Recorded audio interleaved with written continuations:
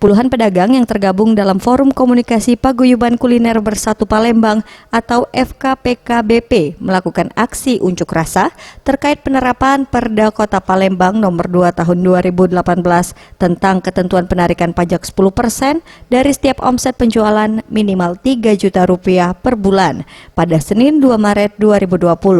Aksi unjuk rasa ini sendiri dimulai dari Monpera, kemudian diteruskan ke kantor BPPD Palembang hingga kantor Wali Kota Palembang.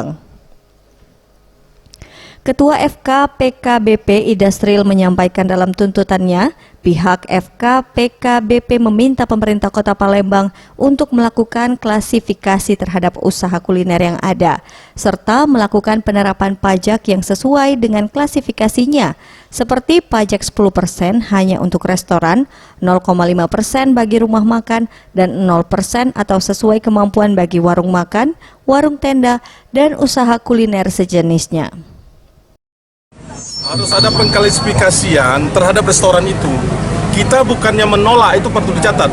Kita tidak menolak pajak yang 10%, tetapi harus ada klasifikasinya. Restoran itu yang seperti apa? Tidak mungkin kita ini ditembak rata saja.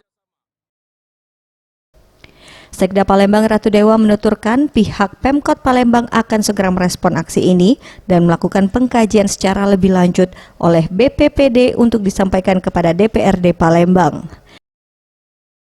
Aspirasi ini kita respon. Nanti kan ada, tidak hanya sekedar di sini, ada pengkajian, substansinya apa, keinginannya apa. Tadi kan konsepnya secara tertulis sudah disampaikan, akan dipelajari oleh BPPD sehingga bisa kita sampaikan ke DPR.